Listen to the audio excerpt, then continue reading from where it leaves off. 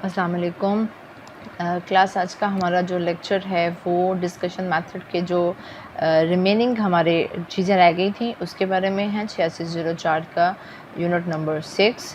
और पहले हम देख चुके हैं, कुछ टास्क हमने देखे थे और वो आप प्रीवियस जो लेसन है या ऊपर आई बटन पे क्लिक करके उसको वो उस लेक्चर को आप सुन सकते हैं ताकि आपको क्लियरली डिस्कशन मेथड के बारे में चीज़ें पता चल जाएँ। तो स्टार्ट करते हैं बाकी जो हमारा रिमेनिंग पार्ट है। टिक फिनले ने सजेस्ट किया था, डिफरेंट वेज़ उसने सजेस्ट किए थे कि आप अपनी क्लासरूम की जो डिस्कशन है उसको किस तरह अच्छे वे में क्रिएट कर सकते हैं, जहाँ पर बच्चे आज़ादाना तौर पर अपने आंसर्स दे सकें और वहाँ पर वो बिल्कुल अपनी सेफ्टी फ़ील कर सकें कि जहाँ पर टीचर का भी उनको कोई डर ना हो कि अगर हमने कोई जवाब दिया तो टीचर हमें आगे से डांटेगा या कुछ इस तरह की सिचुएशन जो बच्चों के अंदर पैदा हो जाती है वो नहीं होनी चाहिए। तो उनको आज़ादाना माहौल प्रोवाइड करते हुए किस तरह से हम उनको जो डिस्कशन है उसको हम क्रिएट कर सकते हैं। तो ये कुछ उन्होंने दी हुई हैं वेज़, जिसमें है जी क्लासरूम की अरेंजमेंट है कि सबसे पहले तो आपकी अरेंजमेंट ऐसी होनी चाहिए कि हर स्टूडेंट एक दूसरे के साथ कम्युनिकेट कर सके, एक दूसरे को सुन सके। ये नहीं कि सारे बच्चों का रुख सिर्फ एक टीचर की तरफ हो, ऐसा नहीं होना चाहिए। फिर उसके बाद रिस्पेक्ट ऑफ ओपिनियंस के, अगर कोई स्टूडेंट अपनी राय का इजहार करता है तो उसको रिस्पेक्ट दी जाए। ये नहीं कि आप उसको डांट के या दूसरे बच्चे उसका मजाक उड़ाएं और उसकी वजह से उसकी जो है वो डिस्करेजमेंट हो और वो नेक्स्ट वो क्वेश्चन या अपनी कोई ओपिनियन ही ना बता सके। टैकल द ओपिनियंस, समटाइम होता है कि बच्चों के दरमियान कुछ कन्फ्लिक्ट पैदा होना शुरू हो जाता है, तो यहाँ पर टीचर का काम होता है कि वो उनकी ओपिनियंस को टैकल करेगा। मेमोराइजेशन ऑफ स्टूडेंट्स नेम, ये बहुत इंपॉर्टेंट चीज़ है कि टीचर को अपने स्टूडेंट्स के नेम्स के बारे में पता होना चाहिए ताकि स्टूडेंट भी इससे अवेयर रहते हैं कि अगर हमने इधर उधर ध्यान दिया तो टीचर को हमारे नाम का पता है, तो हमारा जो नेम है वो पूरी क्लास के सामने आइडेंटिफाई कर दिया जाएगा। फिर उसके बाद ग्रुपिंग बनाई जाए, ये भी डिस्कशन मेथड में जारी बात है, ये बहुत इंपॉर्टेंट चीज़ है कि ग्रुप ही बनेंगे तो फिर ही ये वाला मेथड अप्लाई होगा। स्टूडेंट्स की इन्वॉल्वमेंट इसमें होनी चाहिए बहुत ज़्यादा। ये नहीं कि अब ग्रुप बना दिए हैं तो कोई एक आध बच्चा उस ग्रुप में अटेंटिव हो और बाकी की कोई इन्वॉल्वमेंट ही ना हो, ऐसा नहीं होना चाहिए। फ्लेक्सिबल स्केजुअल के, जब टीचर कोई क्वेश्चन पूछता है स्टूडेंट से या स्टूडेंट जो है वो क्वेश्चन पूछता है टीचर से, तो एक लिमिटेड टाइम पीरियड होना चाहिए 15 और 30 सेकंड्स का, जो टीचर को भी दिया जाना चाहिए और स्टूडेंट्स को भी दिया जाना चाहिए अपने आंसर्स को बताने के लिए।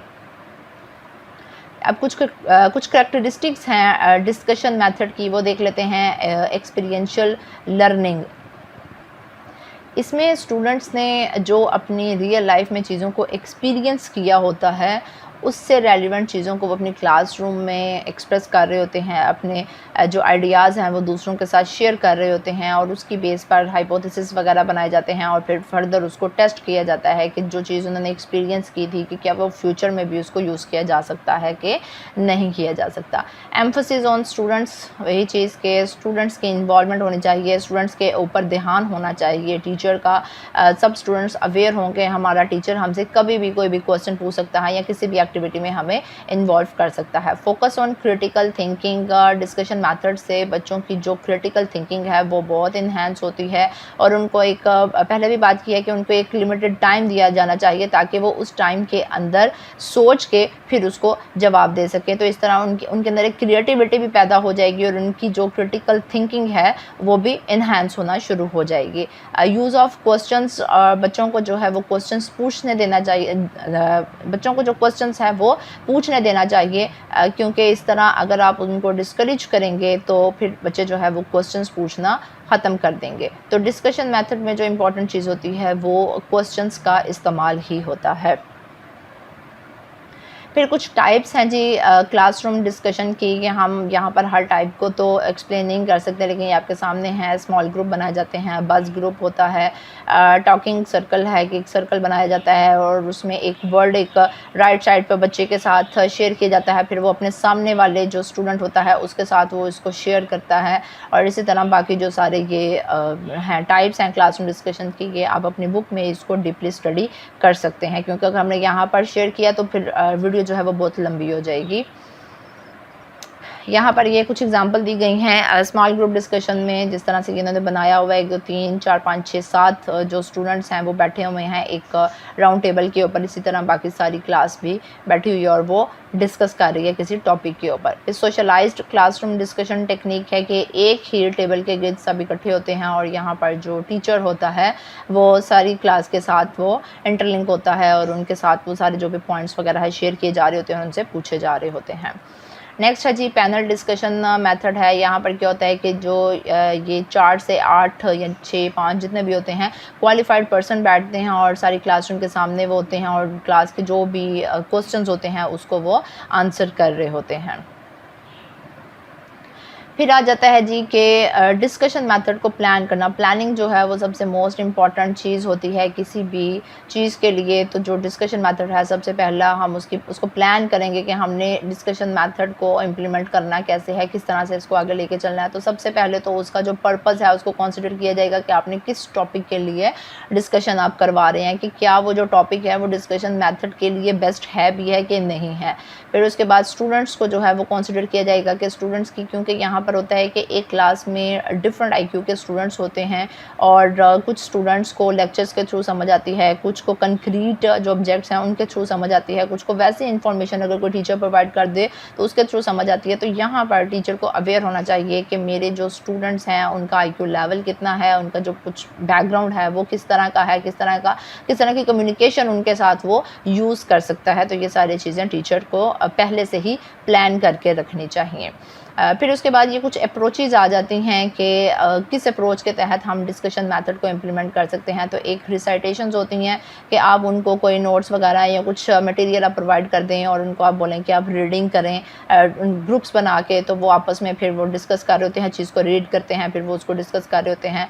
फिर दूसरी अप्रोच होती है कि आप कोई इस तरह की चीज़ उनके साथ शेयर करें कि वहाँ पर वो इन्वेस्टिगेशन की तरफ वो चले जाएँ और उस टॉपिक को जो है वो इन्वेस्टिगेट करना स्टार्ट कर दें। कोई प्रॉब्लम इस तरह की हो के सामने जिसको वो इंक्वायरी के थ्रू अपने कंक्लूजन तक पहुंचते हैं। फिर शेयरिंग बेस्ड डिस्कशन हो कि टीचर जो है वो शेयर कर रहा होता है अपने पॉइंट्स को अपने स्टूडेंट्स के साथ, लेकिन यहाँ पर टीचर को बहुत ज़्यादा शेयरिंग नहीं करनी चाहिए, क्योंकि अगर टीचर बहुत ज़्यादा इन्वॉल्वमेंट करेगा तो स्टूडेंट्स जो हैं वो इतना कॉन्फिडेंस उनके अंदर डेवलप नहीं होगा अपने व्यूज़ को शेयर करने के लिए। नेक्स्ट है प्लानिंग। सब पहले तो हमने प्लानिंग देख ली डिस्कशन को इम्प्लीमेंट करने के लिए। फिर अब उसको ऑर्गेनाइज़ करने के लिए क्या करना चाहिए। तो जब हमारा स्टाइल जो है या मेथड चेंज होता है तो फिर टीचिंग का जो भी स्टाइल है वो भी चेंज हो जाता है। तो यहाँ पर डिस्कशन मेथड में जब हम डिस्कशन मेथड को इम्प्लीमेंट करेंगे तो टीचर का रोल यहाँ पर एज अ फैसिलिटेटर आ जाता है। अब इसके अंदर फर्दर ये चीज़ें आ जाती हैं कि वो क्लासरूम की कम्युनिटी को पहले तो देखेगा कि मैंने इनसे किस तरह के सवाल पूछने हैं, किस तरह इनकी क्लास की अरेंजमेंट करनी है, किस तरह से इनको बैठाना है, डिसिप्लिन कायम रहे। तो ये सारी चीज़ें वो पहले इसको देख रहा होता है। फिर उसके बाद वो उसने मल्टीपल लर्निंग स्टाइल्स देखने हैं कि हर बच्चा डिफरेंट तरीके से सीखता है, तो मैंने किस तरह से इन चीज़ों को लेकर आगे चलना है ताकि सारे बच्चों को समझ आ सके। फिर टीचर को जो है वो ऑब्जेक्टिव रहना चाहिए, ये नहीं कि वो अपनी ही मतलब कंट्रीब्यूशन करे। स्टूडेंट्स अगर कुछ अपने व्यूज़ शेयर कर रहे हैं तो वो ऑब्जेक्टिव रहे टीचर, वहाँ पर किसी एक दो स्टूडेंट्स की तरफ अपनी जो इन्वॉल्वमेंट है वो ज़्यादा नहीं करनी चाहिए। हर स्टूडेंट्स के जो भी पॉइंट्स हैं उसको रिस्पेक्ट देनी चाहिए। फिर उसके बाद टीचर को जो है वो ऑनेस्ट रहना चाहिए और क्रिटिसाइज़ जो है वो कंस्ट्रक्टिवली हो, पर्सनल नहीं होना चाहिए। मतलब कि अगर बच्चे ने कुछ आंसर इस तरह का किया या कोई पॉइंट ऐसा अपना व्यू इस तरह का शेयर कर दिया जो इतना रेलिवेंट नहीं था, तो वहाँ पर टीचर को थोड़ी सी ईमानदारी का मुजाहरा करना चाहिए और क्रिटिसाइज़ पॉजिटिव वे में करना चाहिए कि आपको किस तरह के क्वेश्चन पूछने चाहिए। इस तरह से मत बात करें कि उनकी जो सेल्फ रिस्पेक्ट है वो हर्ट हो सके।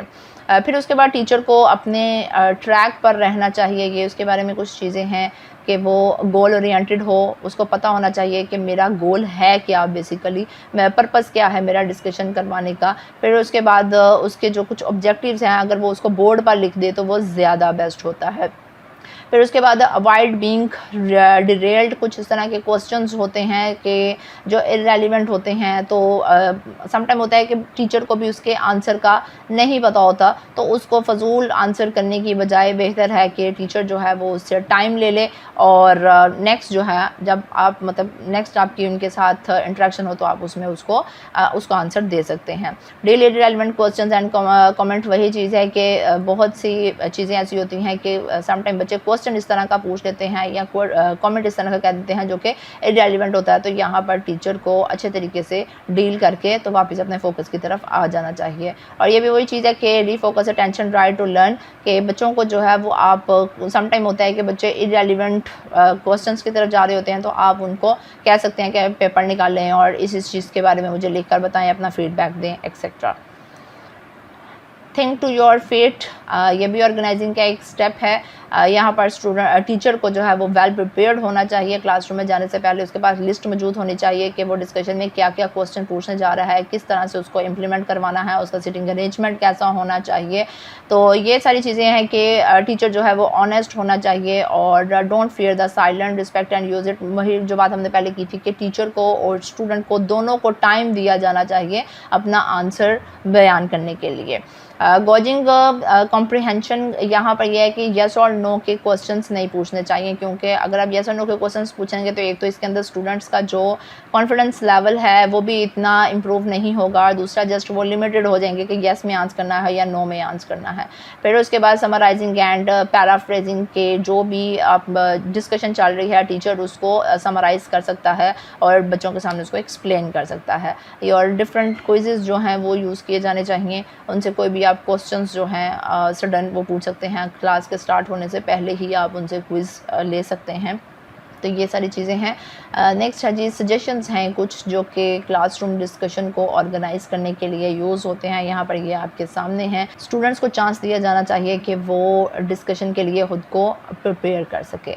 फिर उसके बाद give yourself plenty of preparation time before class, के क्लास में जाने से पहले टीचर को भी फुल प्रिपेयर होना चाहिए, हर चीज़ उसके पास मौजूद हो, पूरा प्लान उसके पास होना चाहिए कि आपने किस तरह से इस डिस्कशन को लेकर आगे चलना है। ये जो क्वेश्चंस हैं वो different variety of taxonomic level के होने चाहिए। ब्लूम टेक्सोनॉमी अगर आपने पढ़ा हो तो उसमें डिफरेंट लेवल्स होते हैं क्वेश्चंस पूछने के, और उसके अकॉर्डिंग ये क्वेश्चंस पूछे जाने चाहिए जो कि नॉलेज से स्टार्ट होते हैं और इवैल्यूएशन लेवल तक जाते हैं। और बच्चों को जो है वो प्रेज़ दिया, अगर वो करेक्ट आंसर करते हैं तो उनकी तारीफ़ की जाए या उनको कोई भी रिवॉर्ड वगैरह कुछ इस तरह का दिया जाना चाहिए। ब्लाइंड क्विज़ उनसे लिया जाना चाहिए। ये आप ले सकते हैं कि आप उनको पेपर पे बोलें कि अपना कोई फीडबैक लिखें या कुछ भी लिखकर आप किसी भी टॉपिक के हवाले से दें या आप क्या सोचते हैं उस चीज़ के बारे में, और ऊपर अपना नेम मेंशन नहीं करेंगे। तो इसका एक ये फ़ायदा होता है कि बच्चा खुल के अपनी राय का इजहार कर सकता है उस पेपर के ऊपर, क्योंकि वो इस तरह उसको मालूम होगा कि मेरा नेम तो टीचर तक नहीं जाना, तो मैं अपनी जो थॉट्स हैं वो टीचर तक उसको पहुंचा सकता हूं। और टीचर को वार्म, आउटगोइंग, फ्रेंडली होना चाहिए और मतलब बहुत ही ज़्यादा स्ट्रिक्ट नहीं होना चाहिए, और मेन पॉइंट्स को वो सबसे एंड पे समराइज़ ज़रूर करे। नेक्स्ट है जी प्रैक्टिसिंग इन आस्किंग क्वेश्चंस, के जब क्वेश्चंस पूछे जाएँ तो वो कैसे होने चाहिए। ये पहले भी मैंने आपको बताया कि ब्लूम टेक्सोनॉमी के अकॉर्डिंग क्वेश्चंस पूछे जाने चाहिए। ये लेवल्स हैं जी ब्लूम टेक्सोनॉमी के, इसके मुताबिक ये क्वेश्चंस होंगे। यहाँ पर कुछ टिप्स हैं कि आप अब इफेक्टिव क्वेश्चंस किस तरह से पूछ सकते हैं, तो इन टिप्स को भी आप यहाँ पर वीडियो को पॉज करके रीड कर सकते हैं। नेक्स्ट है कि आप डिस्कशन मेथड को किस तरह से असेस कर सकते हैं। यहाँ पर दो चीज़ें हैं, एक तो है जी फॉलो अप डिस्कशन और दूसरा है grading classroom discussion. Follow up discussion में तो पहले टीचर देखेगा कि जो हमारे ऑब्जेक्टिव्स थे, गोल्स थे, क्या उसके मुताबिक ही हमारी डिस्कशन चल रही है, जो सारा कुछ उसने अरेंज किया था उसके मुताबिक हर चीज़ चल रही है। और यहाँ पर टीचर जो है वो अवेयर हो जाता है कि अगर स्टूडेंट्स की जो ड्रॉबैक्स हैं या जो उनके वीकनेसेस हैं उसके बारे में टीचर को पता चल जाता है कि इस टॉपिक में बच्चों को ये मसाइल का सामना करना पड़ सकता है, जो फर्दर उसके लिए फ्यूचर में जो है वो इम्पोर्टेंट साबित हो सकता है कि वो उसको मज़ीद अपने टॉपिक को या जो टॉपिक जो आपने डिस्कस किया था उसमें जो बच्चों को प्रॉब्लम आ रही है उसको फर्दर आगे मज़ीद अच्छे तरीके से आप उसको इम्प्रूव करके बच्चों तक उसको डिलीवर कर सकते हैं।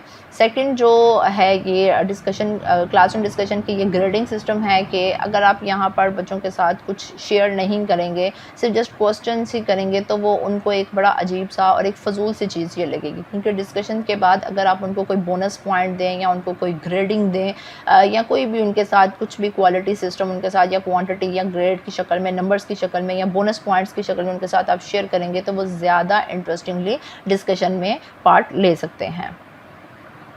ये अब कुछ रूल्स भी हैं कि डिस्कशन मेथड को इम्प्लीमेंट करते हुए टीचर को भी कुछ रूल्स वो फॉलो करने पड़ते हैं और स्टूडेंट्स को भी वो फॉलो करने पड़ते हैं। तो ये भी आप यहाँ पर वीडियो को पॉज करके देख सकते हैं। नेक्स्ट है जी, इनके एडवांटेजेस हैं डिस्कशन मेथड के और डिसएडवांटेजेस भी होंगे। और यहाँ पर ये है कि बच्चों को यहाँ पर सोचने का और कम्युनिकेट करने का जो है वो एक मौका मिल जाता है। उनकी जो ये एबिलिटीज़ हैं वो मज़ीद इन्हांस हो जाती हैं, उनमें लीडरशिप क्वालिटी आना शुरू हो जाती है। जब वो बोलेंगे तो ऑब्वियसली उनके अंदर एक लीडरशिप क्वालिटी पैदा होनी शुरू हो जाएगी, एक्सप्रेशन एबिलिटी आ जाएगी, अपने व्यूज़ का इजहार करने का तरीका उनको आ जाएगा, प्रॉब्लम सॉल्विंग एबिलिटी उनकी इंप्रूव होगी, क्रिएटिविटी उनके अंदर डेवलप होना शुरू हो जाएगी, मोटिवेशन आएगी उनके अंदर और उनका कॉन्फिडेंस लेवल जो है वो इम्प्रूव होगा। इन शॉर्ट के जो हायर लेवल कॉग्निटिव हैं और जो अफेक्टिव ऑब्जेक्टिव्स हैं, अफेक्टिव कॉग्निटिव ऑब्जेक्टिव्स होते हैं जिनका ताल्लुक आपके माइंड के साथ होता है और अफेक्टिव ऑब्जेक्टिव्स होते हैं जिनका ताल्लुक आपके बिहेवियर के साथ होता है। तो ये जो दोनों ऑब्जेक्टिव्स हैं ये ज़्यादा अच्छे तरीके से इम्प्रूव होना शुरू हो जाएंगे डिस्कशन मैथड के बाद। अब इसके डिसएडवांटेजेस अब देख लेते हैं जी डिस्कशन मेथड के। इसका ये है कि यहाँ पर कुछ स्टूडेंट्स जो हैं वो डोमिनेंट हो जाते हैं। आपने अक्सर देखा होगा कि डिस्कशन मेथड जब स्टार्ट होती है तो 3-4 स्टूडेंट्स होते हैं आपस में जो कि उसको इनिशिएट करते हैं टॉपिक का, और वो टॉपिक सिर्फ उन्हीं 3-4 स्टूडेंट्स के दरमियान ही बनकर रह जाता है। बाकी की जो स्टूडेंट्स होते हैं उनकी इन्वॉल्वमेंट इतनी ज़्यादा नहीं होती। तो एक तो ये टाइम कंज्यूमिंग भी बहुत ज़्यादा है, not adaptable to all teaching. अब ये हर लर्निंग जो सिचुएशन है उसमें ये प्रेफरेबल नहीं है। ज़रूरी नहीं है कि उस टॉपिक को, हो सकता है वो लेक्चर से ज़्यादा अच्छा बच्चों को समझ आना था तो आपने उसके ऊपर डिस्कशन करवा दी है, और डिस्कशन के लिए भी आपने उनको कोई नोट्स और कोई इस तरह की चीज़ प्रोवाइड ही नहीं की जिससे वो कुछ समझ सकते। It is not properly guided. अगर इस डिस्कशन मेथड को प्रॉपरली गाइड ना किया जाए तो क्या होता है कि जो इनअप्रोप्रिएट टॉपिक्स है और उसके अंदर कन्फ्यूजन पैदा होना शुरू हो जाती है, बल्कि क्लैरिफिकेशन की बजाय मज़ीद कन्फ्यूजन आना शुरू हो जाएगी उन टॉपिक्स के हवाले से। अगर आपके पास कोई एक गाइडलाइन मौजूद ना हो, मतलब टीचर अगर स्टूडेंट्स को कुछ भी प्रोवाइड नहीं करता और जस्ट एक टॉपिक दे दिया कि ले जिसके ऊपर आप डिस्कस करें, तो बच्चे जो हैं वो कन्फ्यूजन का शिकार हो जाते हैं कि क्योंकि हर चीज़ तो हर स्टूडेंट्स ऑलरेडी नहीं जानते, लेकिन कुछ ना कुछ उनका प्रियोरियल नॉलेज ज़रूर होता है। तो जी ये डिसएडवांटेजेस थे इसके डिस्कशन मेथड के। होप्स हो कि आपको अब ये क्लियर हो गया होगा सारा डिस्कशन मेथड। पिछली वीडियो भी आप देख सकते हैं, ये वाली वीडियो भी आप देख सकते हैं। तो अब आपका यूनिट नंबर जो 6 है ये कंप्लीट हो गया है। लेक्चर समझ आ गई है तो आपको मालूम है कि आपने क्या करना है। Thank you so much. अल्लाह हाफिज़।